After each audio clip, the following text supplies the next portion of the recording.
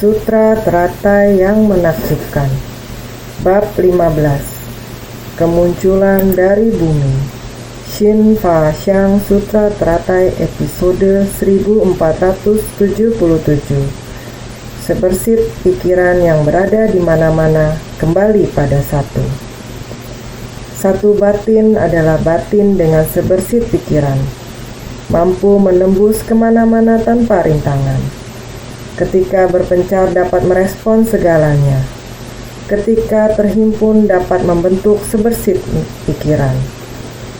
Itu sebabnya entah itu baik atau jahat, segala sesuatu disebabkan oleh batin ini. Batin pada dasarnya berisi segala dharma, dapat membentuk banyak hal. Dalam Triloka tiada dharma lain, hanya ada satu dharma. Segalanya diciptakan oleh satu dharma, batin ini. Batin kita semua harus bersungguh hati. Satu batin, dikarenakan hanya ada sebersit pikiran. Makanya sering mengatakannya kepada semua orang, bersungguh hatilah. Sesungguhnya sebersit pikiran ini merupakan kata ganti atau sinonim dari sebutan arah tujuan kita. Kata pengganti dari makhluk awam sampai mencapai kebudaan. Hati Buddha adalah merupakan hati dari semua makhluk. Batin Buddha dan batin dari semua makhluk adalah tiada beda. Bukankah sedang membicarakan sebersit pikiran? Hati yang sudah tercemar adalah makhluk awam. Hati yang murni, yakni maha sadar yang suci, sudah mencapai kebudaan. Ini hanya sebersit pikiran. Sebersit pikiran ini juga merupakan dharma. Ia adalah mampu menembus kemana-mana tanpa rintangan. Ada di mana-mana, tiada prinsip yang tidak terkandung di dalam batin. Oleh karena itu, kita perlu sangat bersungguh hati.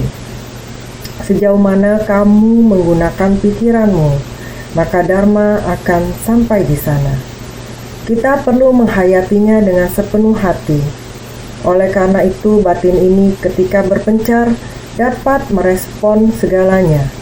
Selama Anda bertekad untuk bersungguh hati, sebersit niat pikiran ini berisi segala dharma. Oleh karena itu, sebersit niat pikiran dapat mencakup segalanya. Tidak ada sesuatu hal yang tidak dapat Anda lakukan. Selama Anda dapat memikirkannya, berpikir juga harus dengan bersungguh hati. Karakter Cina memiliki wujud dan karakter batin, sehingga disebut dengan berpikir. Kita harus lebih bersungguh hati dalam berpikir. Berpikir berarti merenungkan. Kita harus bersungguh-sungguh merenungkan kehidupan kita, arah tujuan kita, dan bagaimana kita mencapai tekad dan keinginan kita. Ini sangatlah penting. Sebenarnya di manakah tekad dan arah tujuan kita? Oleh karena itu, kita harus bersungguh hati untuk menghayatinya. Sebersit pikiran ini ketika berpencar dapat merespon segalanya. Batin yang sangat berguna ini, namun kita sudah menguburnya dan telah lama hilang. Kita hanya membiarkannya saja dan tidak memanfaatkannya. Kita harus menggunakannya dengan baik. Jika tidak, kapasitas pikiran kita yang begitu besar, jika Anda mengecilkan batin Anda pada satu pikiran, sebersit pikiran di dalam batin ini, di dalam pikiran Anda, apa yang sedang dipikirkan? Fokusnya di mana? Yang lain Anda tidak pedulikan, lalu apa yang sebenarnya Anda pedulikan? Berfokus jika murni, maka fokusnya sangat baik. Yang dikhawatirkan adalah jika kita berfokus pada batin yang tidak benar.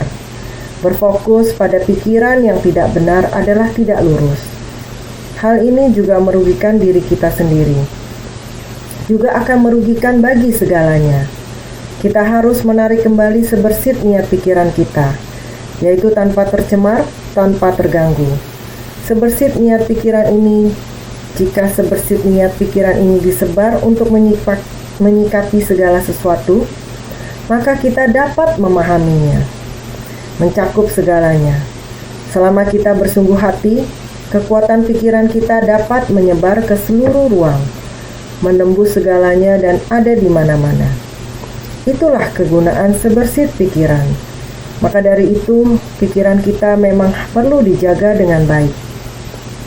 Sebersit niat pikiran kita, oleh karena itu kita entah itu baik atau jahat, segala sesuatu disebabkan oleh batin ini. Yang baik itu juga sebersit pikiran, yang jahat itu juga sebersit pikiran. Baik dan jahat semuanya adalah sebersit pikiran. Maka kita harus menggunakan pikiran kita dengan baik, menggunakannya dengan baik. Jangan menguburnya tanpa menggunakannya. Jangan begitu digunakan malah digunakan dengan tidak benar dan tidak lurus. Kita harus memanfaatkan sebersit niat pikiran ini dengan baik. Baik dan jahat masih berada di dalam sebersit niat pikiran. Maka batin pada dasarnya berisi segala dharma, dapat membentuk banyak hal.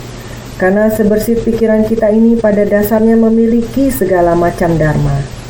Semua dharma berada di dalam pikiran. Tanpa niat, Anda tidak dapat melatih diri. Tanpa niat, dharma tidak dapat mendekati Anda.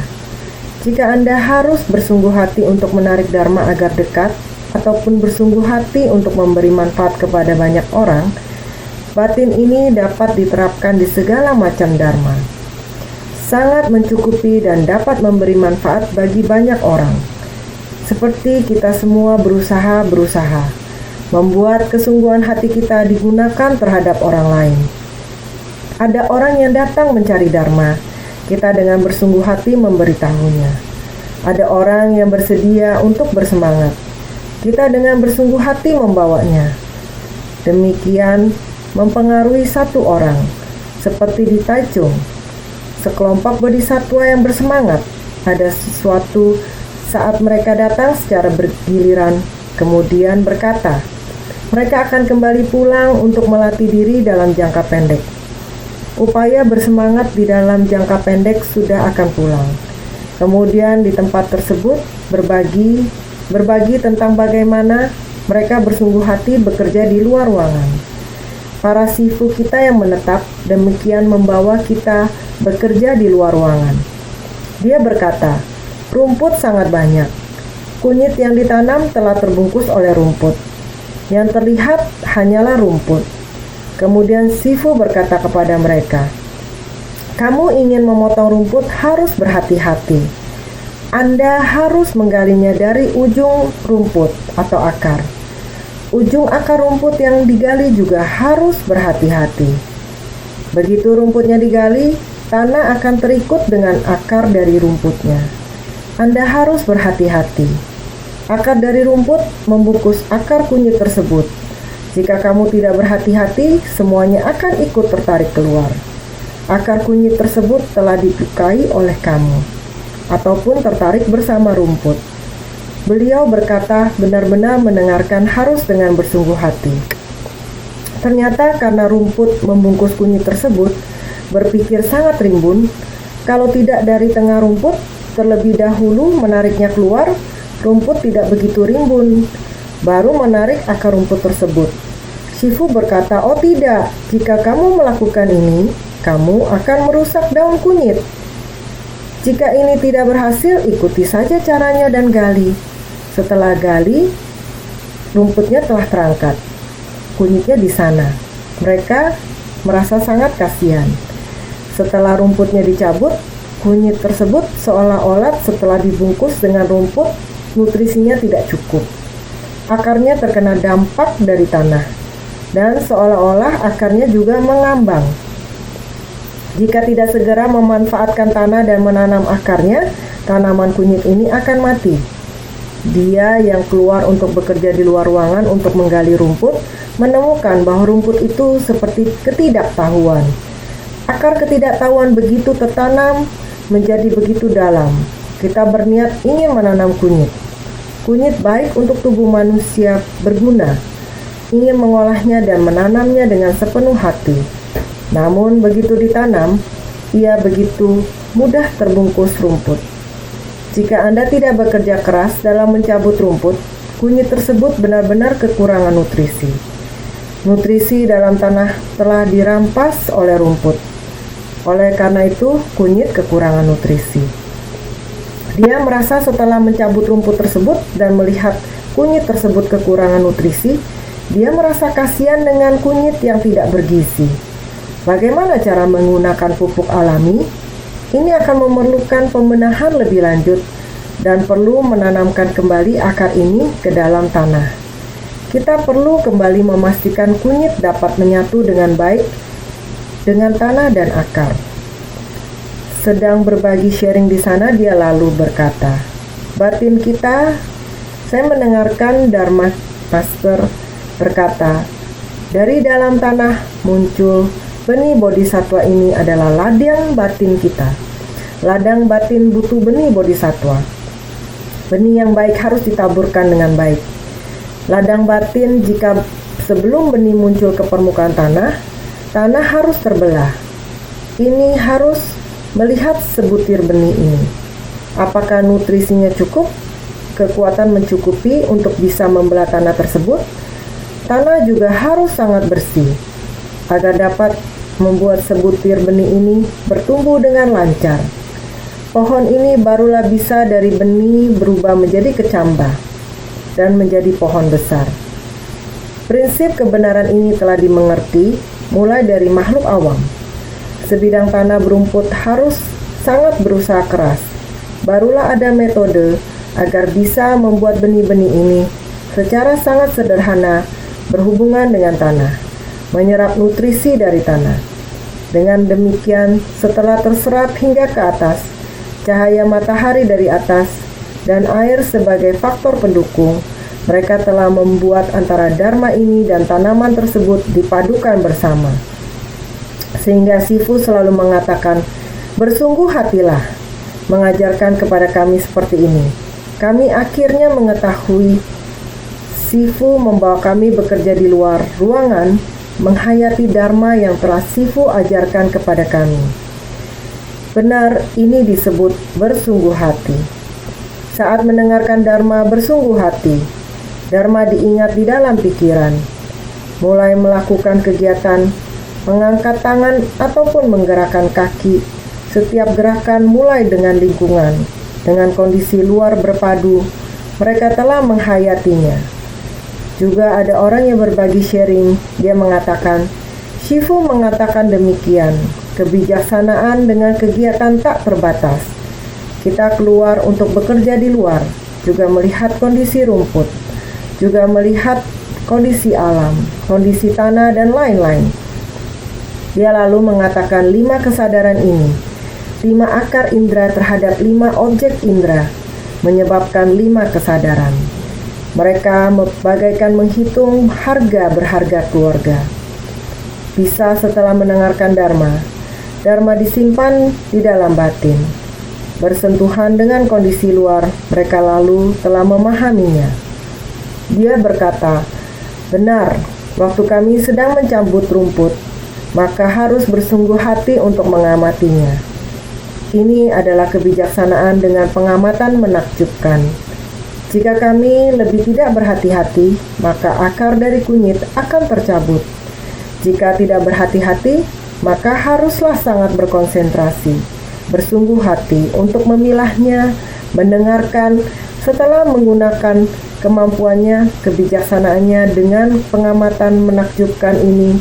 Setelah menghayatinya, ternyata hati yang menaruh ibam. Mengapa salah satu suci bisa mengatakan kasihan? Ucapan yang dikatakan secara spontan ini kasihan. Apa yang Anda kasihani? Kasihan terhadap kunyit ini. Begitu lama telah ditutupi oleh rumput. Nutrisinya tidak cukup, hampir mati. Sehingga orang yang di sampingnya mendengar satu kata, kasihan. Sangatlah mengejutkan. Inilah kebijaksanaan terhadap kesetaraan dalam sifat hakiki, samata nyana, yang Master bicarakan. Tanaman dengan manusia, reaksi kita terhadap orang lain, sungguh malang, nutrisi yang tidak terpenuhi, sungguh malang fisiknya, dan lain-lain. memiliki kondisi batin yang sama dengan rumput. Tentu saja inilah yang disebut sebagai kebijaksanaan terhadap kesetaraan dalam sifat hakiki, samatanyana. Semua orang di sana berbagi, hingga saya berkata, betul, inilah yang disebut sebagai kebijaksanaan agung cermin sempurna. Anda semua telah menyadari dari lingkungan tersebut. Beberapa hari ini merasakan terik matahari pada tempat tersebut. Anda semua bersedia menetap dan berhubungan dengan lingkungan tersebut. Dimanapun demi sepetak semua biji-bijian yang Anda rawat.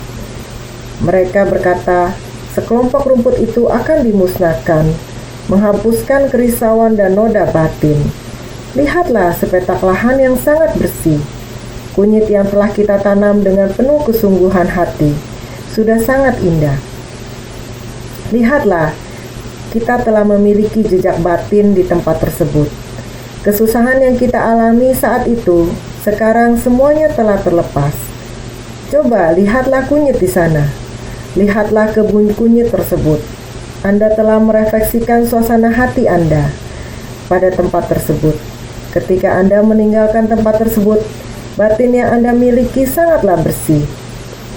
Batin tanpa noda dan penuh sukacita. Pulang dengan membawa rasa sukacita dharma. Ini merupakan kebenaran.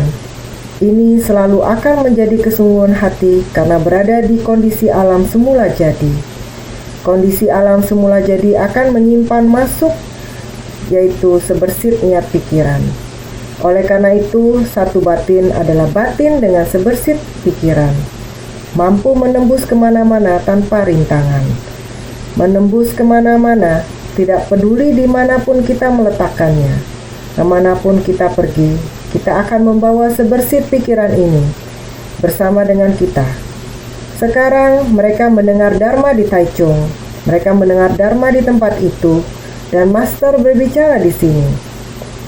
Ketika berbicara tentang ladang kunyit itu, batin mereka saat ini, mereka juga telah mendengar dengan telinga, mendengar ajaran di Kriya Jingse.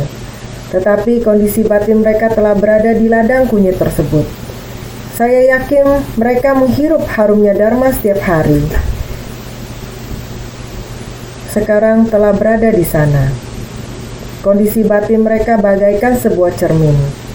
Ini adalah akar indera dan objek indera mereka kita yang berinteraksi dengan kondisi dimanapun kita berada, yaitu kebijaksanaan agung cermin sempurna.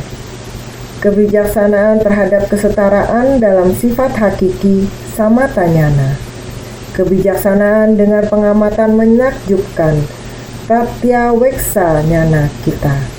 Dan kebijaksanaan dengan kegiatan tak terbatas kritya anustana nyana kita. Semua ini bukankah merangkum di dalam satu batin? Oleh karena itu, mendengarkan Dharma bukanlah potongan-potongan saja. Kita harus menghubungkannya secara keseluruhan. Ini disebut ingatan. Ini dinamakan mencetaknya di dalam batin. Jadi batin pada dasarnya berisi segala dharma, dapat membentuk banyak hal. Segala dharma pada dasarnya telah berada di dalam batin kita, seperti sebuah buku. Pada dasarnya telah tercetak di dalam batin. Kita hanya perlu membukanya. Semua benda ini akan keluar. Oleh karena itu, dalam Triloka tiada dharma lain. Hanya ada satu dharma. Segalanya diciptakan oleh satu batin ini. Segalanya diciptakan oleh batin. Segalanya yang diperbuat berasal dari sebersit pikiran.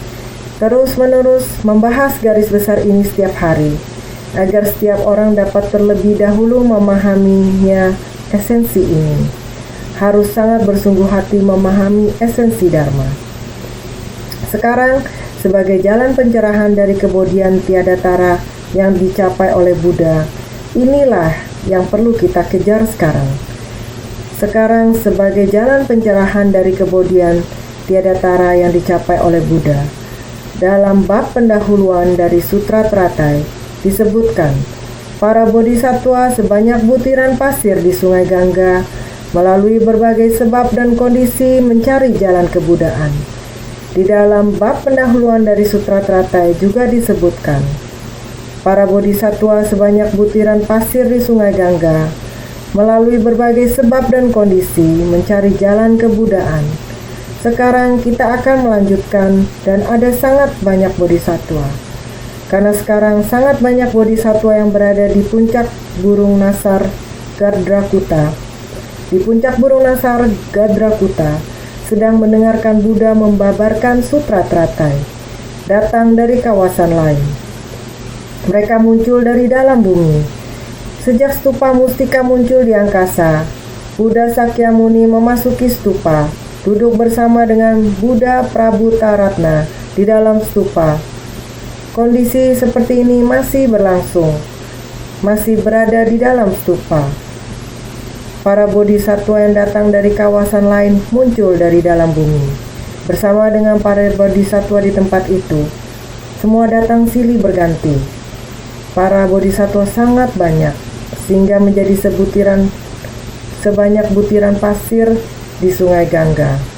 Jadi di tempat tersebut, Bodhisattva Maitreya mewakili semua bodhisattva yang sangat banyak ini, memohon kepada Buddha untuk memberikan ajaran. Kita sudah membahas sutra ini sebelumnya. Kita terus melanjutkan untuk mengingat kembali. Dari bab pendahuluan sudah mulai terlihat para bodhisattva sebanyak butiran pasir di Sungai Gangga melalui berbagai sebab dan kondisi mencari jalan kebudaan. Seperti inilah yang kita ingat dari ingatan masa lampau khususnya. Dalam bab metode terampil disebutkan, para bagawan semuanya membabarkan ajaran dari kendaraan tunggal dalam membimbing para makhluk yang tak terhingga dan memungkinkan mereka untuk memasuki jalan kebudaan. Ini juga harus kita ingat kembali di dalam bab metode terampil. Para makhluk yang dibimbing Sang Buddha sudah sangat banyak. Beberapa hari yang lalu kita ada membahas para bodhisattva datang untuk menyapa Sang Buddha. Apakah badan sehat-sehat saja? Apakah para makhluk mudah untuk dibimbing? Sang Buddha menjawab, ini adalah makhluk-makhluk yang telah saya bimbing sebelumnya dan yang telah saya ajarkan sebelumnya. Jadi masih mudah untuk dibimbing, sangat nurut. Kita mungkin masih ingat, ini adalah hal yang kita katakan sebelumnya. Dan kondisi luar yang akan kita bahas sekarang, kita gabungkan. Kita satu hati. Batin kita harus selalu mengingat Dharma ini. Dharma arti yang kita katakan sebelumnya akan terhubung satu sama lain sampai belakang. Kita harus bagaimana untuk menghubungkannya, terutama di setiap bagian bab naskahnya, yang selalu ingin menghubungkan kita dengan kondisi luar sekarang, bukan samar-samar atau kosong, hanya diskusi dan teori. Sebenarnya supaya kita bisa kembali ke realita dunia, kita belajar dan menerapkannya. Kita belajar Dharma dan prinsip kebenaran, supaya kita bisa menerapkannya dalam kehidupan sehari-hari. Oleh karena itu, kita harus sangat bersungguh hati untuk menerapkannya. Menerapkan Dharma ini harus terhubung satu sama lain. Mari bab sutra sebelumnya, kumpulan besar dari para bodhisattva sejumlah puluhan juta koti tak terhingga ini tidak pernah dilihat sebelumnya. Semoga yang memiliki berkah dan kebijaksanaan sempurna, Dwi Padotama, dapat menjelaskannya. Sutra Teratai bab 15, kemunculan dari bumi.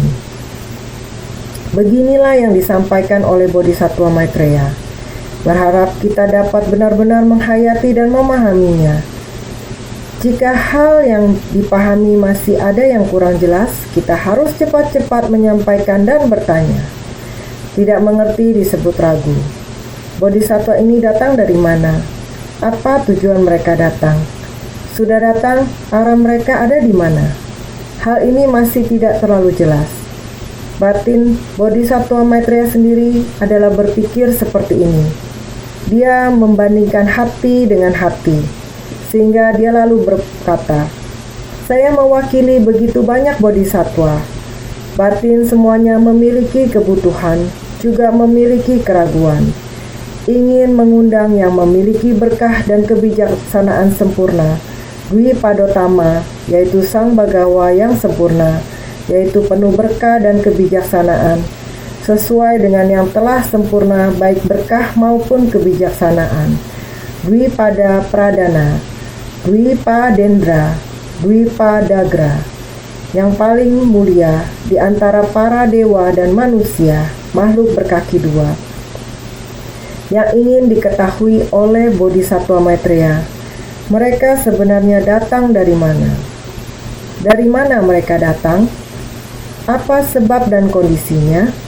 Berkumpul di sini, mereka memiliki tubuh raksasa, kemampuan gaib besar dan kebijaksanaan yang tidak dapat dibayangkan. Tekad dan pikiran mereka sungguh teguh dan memiliki kekuatan dari kesabaran besar. Para makhluk senang untuk melihat mereka. Jadi, dari manakah mereka datang? Sutra Teratai, bab 15, kemunculan dari bumi. Dari mana mereka datang? Mereka memiliki tubuh raksasa, kemampuan gaib besar. Mengapa ketika orang lain melihat dapat membuat mereka merasa begitu sukacita? Kebijaksanaan yang tidak dapat dibayangkan. Kebijaksanaan ini seperti kebijaksanaan yang menakjubkan, yang tidak dapat dijelaskan. Tidak ada cara untuk menjelaskannya. Sungguh menakjubkan. Tekad dan pikiran mereka sungguh teguh. Saat melihatnya, langsung mengetahuinya. Tekad para bodhisattva ini memiliki tekad dan aspirasi yang teguh, membuat orang lain melihatnya dapat merasakan hal seperti ini. Memiliki kekuatan dari kesabaran besar. Melihat semua orang yang memiliki kekuatan kesabaran yang begitu hebat. Para makhluk senang untuk melihat mereka. Para bodhisattva seperti ini sangat disukai oleh semua orang. Seperti melihat mereka dapat membuat hati bersukacita di tubuh jasmani mereka. Dapat menyadari begitu banyak, sama halnya seperti 5 kebajikan. Mereka memiliki tubuh raksasa, kemampuan gaib besar, dan kebijaksanaan yang tidak dapat dibayangkan. Tekad dan pikiran mereka sungguh teguh dan memiliki kekuatan dari kesabaran besar, sehingga para makhluk senang untuk melihat mereka. Jadi, dari manakah mereka datang? Yang sebenarnya datang dari mana? Maka dengan demikian setiap bodhisattva. Sutra selanjutnya berbunyi, setiap bodhisattva yang memimpin pengikut yang tak terhingga jumlahnya, seperti butiran pasir pada sungai Gangga. Sebagian dari bodhisattva agung memimpin pengikut sebanyak butiran pasir pada 60.000 sungai Gangga. Semua hadirin ini mencari jalan kebudaan dengan satu batin. Sutra Teratai bab 15, kemunculan dari bumi. Naskah sutra ini sudah mulai akan menguraikan lagi. Bodhisattva yang sedemikian banyak jumlahnya telah berdatangan. Apalagi pengikut mereka. Setiap bodhisattva pun masih memiliki pengikut. Jumlah dari pengikutnya adalah tak terhingga. Seperti butiran pasir sungai Gangga. Butiran pasir pada sungai Gangga maksudnya adalah menyampaikan bahwa jumlahnya tak terhingga. Dia gunakan perumpamaan seperti butiran pasir pada sungai Gangga. Jadi, setiap bodhisattva membawa pengikut berjumlah besar, amat banyak, hingga seperti butiran pasir pada sungai Gangga. Sebagian dari bodhisattva agung memimpin pengikut sebanyak butiran pasir pada 60.000 sungai Gangga. Semua hadirin ini mencari jalan kebudaan dengan satu batin. Sebagian dari bodhisattva adalah bodhisattva agung. Para bodhisattva ini memimpin pengikut pada 60.000 sungai Gangga. Semua hadirin ini mencari jalan kebudaan dengan satu batin. Semua bodhisattva ini telah sangat banyak jumlahnya, dan yang mengikuti dia di belakang para bodhisattva masih banyak sekali jumlahnya, seperti butiran pada 60.000 sungai Gangga. Jumlah pengikut yang demikian besar jumlahnya dapat dilihat bahwa jumlah angkanya sulit dijabarkan. jumlah yang sangat besar, angka astronomi. Sebagian dari Bodhisattva Agung memimpin pengikut sebanyak butiran pasir pada 60.000 sungai Gangga. Semua hadirin ini mencari jalan kebudaan dengan satu batin. Setiap Bodhisattva yang memimpin kelompok sebanyak butiran pasir pada sungai Gangga, semuanya mencari jalan kebudaan dengan satu batin. Sehingga setiap Bodhisattva yang memimpin kelompok sebanyak butiran pasir pada sungai Gangga, para Bodhisattva ini memimpin. Mereka adalah pemimpin, orang yang dapat memimpin. Para Bodhisattva ini dapat memimpin begitu banyak kelompok sebanyak butiran pasir pada sungai Gangga. Dapat terlihat bahwa para Bodhisattva ini adalah Bodhisattva Agung. Bodhisattva Agung yang kaya akan pengalaman. Dia bisa membimbing lagi sekian banyak para makhluk, sehingga semuanya satu batin. Semua orang satu batin mencari jalan kebudaan. Begitu berkonsentrasi dalam mencari jalan kebudaan, naskah sutra yang berikutnya, para guru agung ini, jumlahnya sebanyak butiran pasir pada 60.000 sungai Gangga. Semuanya datang untuk memberi persembahan kepada Buddha, serta melindungi dan menegakkan sutra ini. Mereka yang memimpin pengikut sebanyak butiran pasir pada 50.000 sungai Gangga. Jumlahnya ada lebih banyak lagi. Sutra Teratai bab 15, kemunculan dari bumi. Jumlah angkanya sangatlah banyak. Guru-guru agung ini adalah Bodhisattva Agung. Bodhisattva Agung yang bisa membimbing begitu banyak makhluk. Yang mereka pimpin jumlahnya sebanyak butiran pasir pada 60.000 sungai Gangga. Semuanya datang. Bisa dilihat bahwa tempat pencerahan tersebut sebenarnya ada berapa besar, jumlahnya ada berapa banyak. Orang yang datang untuk mendengarkan Dharma Buddha, dan terutama mereka tidak hanya datang untuk memberi persembahan kepada Buddha, tetapi juga melindungi dan menegakkan sutra ini. Mereka datang untuk mendengarkan sutra, melindungi dan menegakkannya. Banyak dari mereka datang untuk melindungi dan menegakkan sutra. Maka seperti yang kita bicarakan sebelumnya, dimanapun Dharma diajarkan akan ada banyak dewa dan naga pelindung Dharma di sana. Kita tidak boleh melihat ruangan ini tidak ada apa-apa, kosong. Sebenarnya selama kita di dalam ruangan ini, kita harus terus-menerus merasa hormat. Kita harus berhati-hati dalam ucapan kita. Setiap kata yang kita ucapkan harus merupakan kata-kata yang baik. Karena ini adalah merupakan tempat pelatihan dari pelindung Dharma yang tiada terhitung, yang berwujud dan tidak berwujud, manusia yang bisa Anda lihat dan lain sebagainya, dan pelindung Dharma yang tidak bisa kita lihat seperti Bodhisattva dan 8 kelompok dewa dan naga. Maka kita harus lebih bersungguh hati. Jadi janganlah berpikir bahwa di dalam naskah sutra ada mengatakan jumlah begitu banyak butiran pasir dari sungai Gangga. Begitu banyak bodhisattva yang hadir. Bagaimana menampungnya? Benar, saya awalnya juga berpikir demikian, tetapi berpikir lebih dalam lagi. Benar-benar dengan bersungguh hati untuk menghayatinya. Sebersih niat dapat mengatasi banyak hal, dapat menembus tanpa rintangan. Ini semuanya adalah karena mendengarkan Dharma. Sangat-sangat banyak menembus tanpa rintangan. Ini benar-benar kita harus sangat bersungguh hati untuk menghayati. Harus meyakini. Sehingga para guru agung ini jumlahnya sebanyak butiran pasir pada 60.000 sungai Gangga. Semuanya datang untuk memberi persembahan kepada Buddha. Ini mendeskripsikan sangat tulus, hati yang sangat hormat untuk datang mendengarkan Dharma. Bahkan juga mendeskripsikan bersedia untuk melindungi dan menegakkan sutra ini, tempat dimanapun yang mengajarkan Dharma. Maka tempat tersebut akan mendapatkan perlindungan dan penegakan Dharma. Mereka yang memimpin pengikut sebanyak butiran pasir pada 50.000 sungai Gangga, jumlahnya ada lebih banyak lagi, jumlahnya sangatlah banyak. Para bodhisattva yang terkemuka memimpin pengikut sebanyak butiran pasir pada 60.000 atau 50.000 sungai Gangga. Semuanya datang untuk memberi persembahan kepada Buddha, sebab ingin mempersembahkan kepada Buddha dan menegakkan sutra. Ini menyatakan yang terkemuka. Yang terkemuka adalah orang yang memimpin para bodhisattva.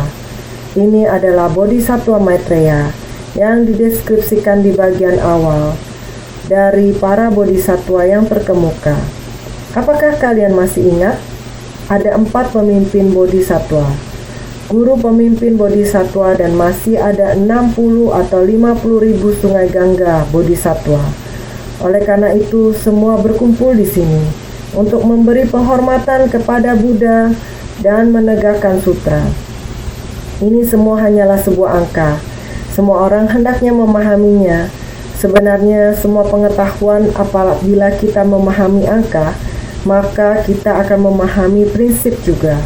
Karena zaman sekarang adalah zaman elektronik. Sekarang alat elektronik sudah sangat biasa. Ini juga berawal dari angka. Komputer juga berasal dari angka. Sedikit demi sedikit diciptakan. Pengobatan juga, bukankah semuanya berawal dari angka? Oleh karena itu, angka 2500 lebih tahun yang lalu, Buddha sudah membahas tentang topik ini. Beliau membantu kita untuk memahami tentang angka. Angka walaupun sangat mudah, apabila hanya ingin mengatakan tentang angka, tidak ada yang dapat dibahas. Tetapi di dalam angka sendiri memiliki prinsip sendiri. Benar-benar menakjubkan. Oleh karena itu, di bawah ini terdapat banyak prinsip. Saat kita membahas tentang pengetahuan ilmiah atau sains, ini benar-benar sangat luas. Sekarang kita benar-benar telah memahami. Angka benar-benar tiada batas atau tak terhitung. Karena hampa, tembus dan gaib menembus tanpa rintangan. Dan mereka terpencar memenuhi tempat itu. Prinsip sangat luas dan dikumpulkan di satu batin. Angka juga membutuhkan orang untuk ditemukan dan dihitung. Untuk mendeskripsikannya, semua berada di sebersih niat.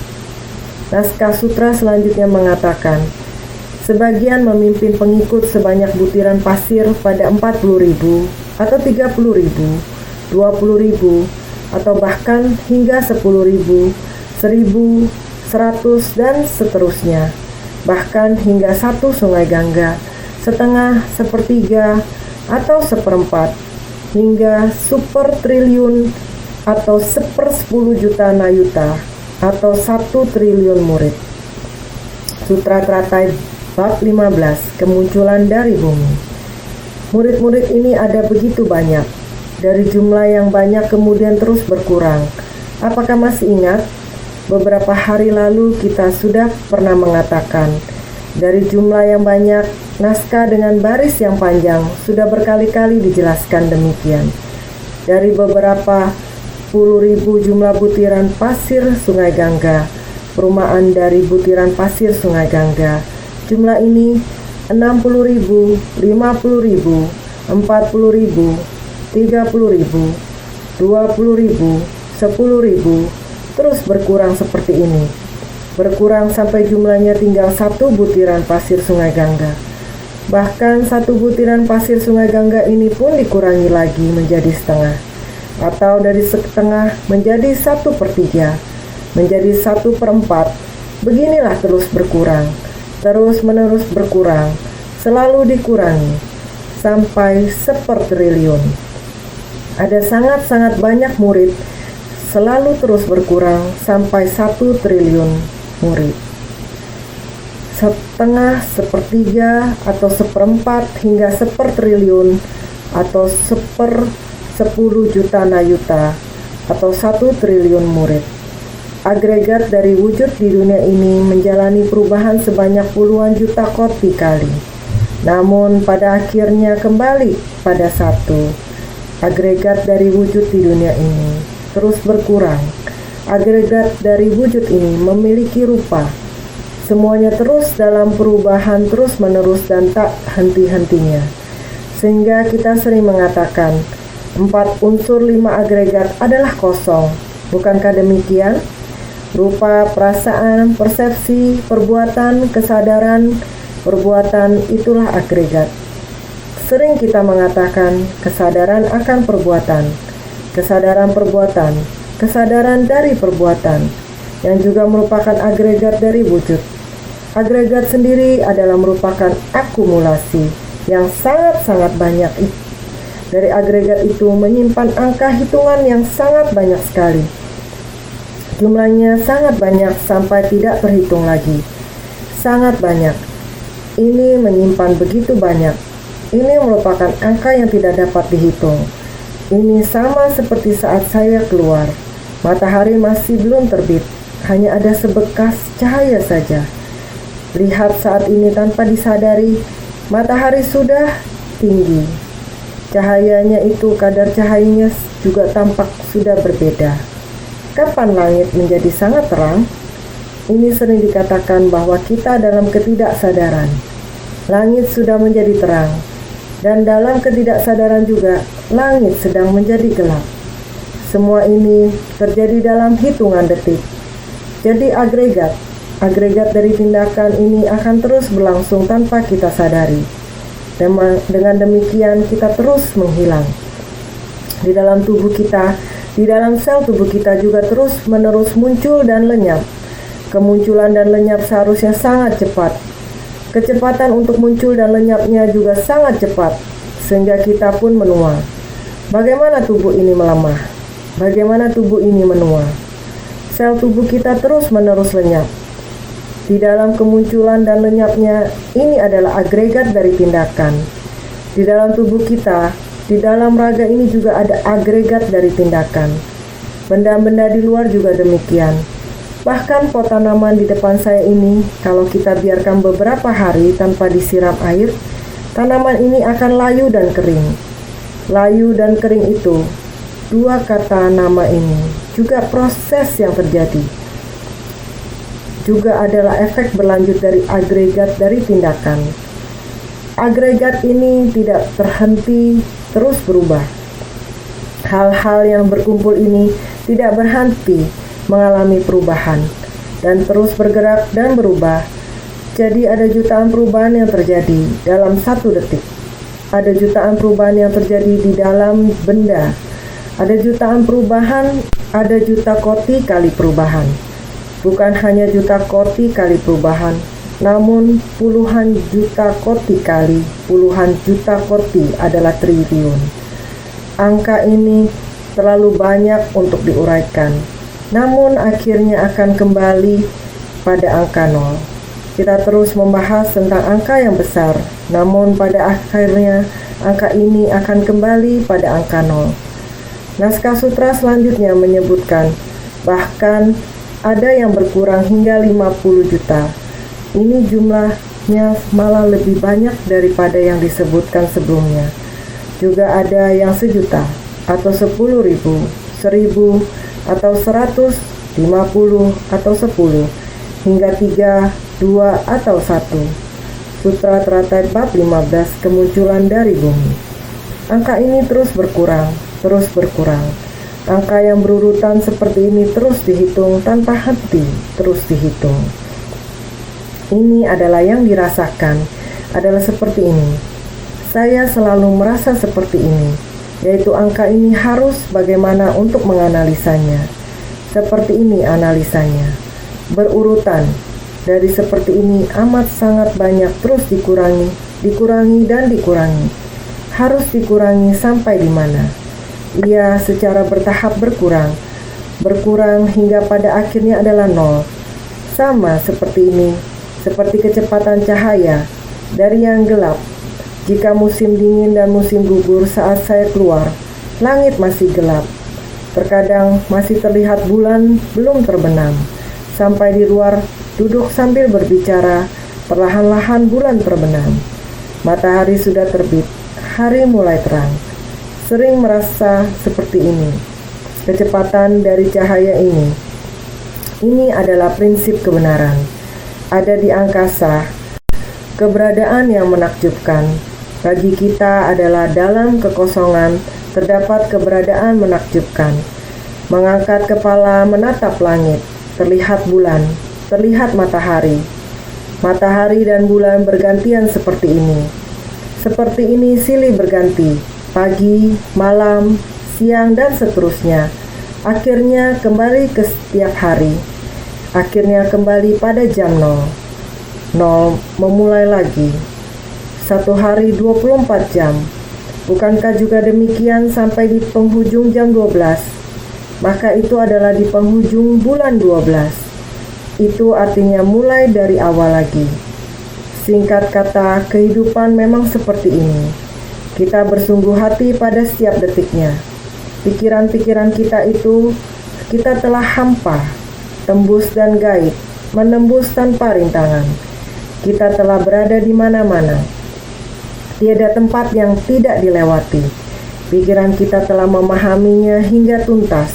Ketika kita membahas Argentina, Brasil, atau dimanapun di dunia ini, dalam waktu kurang dari 1 detik, pikiran saya telah berpindah ke tempat itu.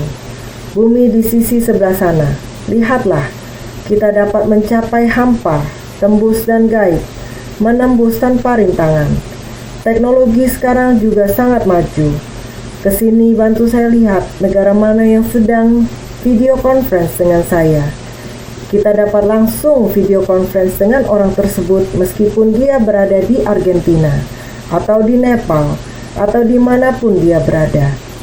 Selama saya memikirkan satu tempat dan mulai menelepon orang tersebut, ketika pembicaraan ini mulai terhubung, orang tersebut akan muncul di hadapan saya, dan juga kondisi orang tersebut, latar belakang layar orang tersebut, semuanya akan muncul di hadapan saya.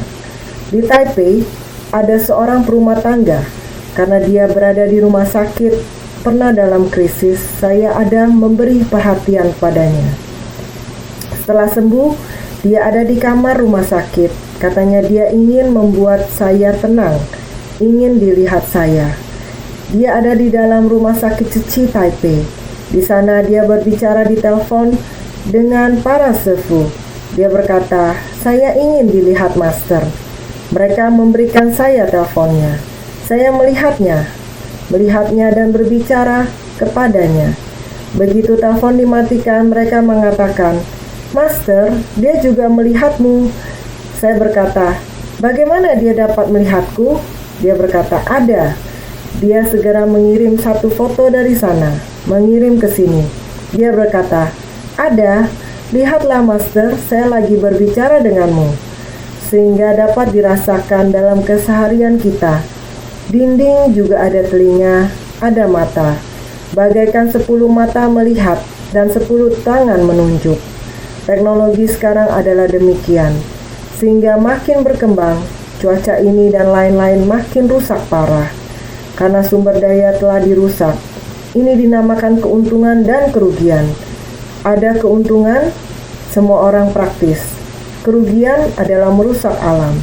Kehidupan manusia yang nyata ini tidak ada yang menakjubkan. Yang menakjubkan ini telah tiada, kosong melompong. Sekarang yang di hadapan orang nilainya semakin berkurang, sehingga nilai kehidupan manusia semakin berkurang. Sehingga kita harus menggenggam saat ini. Kita memahami kebijaksanaan dapat dikembangkan, tetapi nilainya makin mengecil. Kita masih menggenggam saat ini, bersungguh hati. Setiap saat harus bersungguh hati.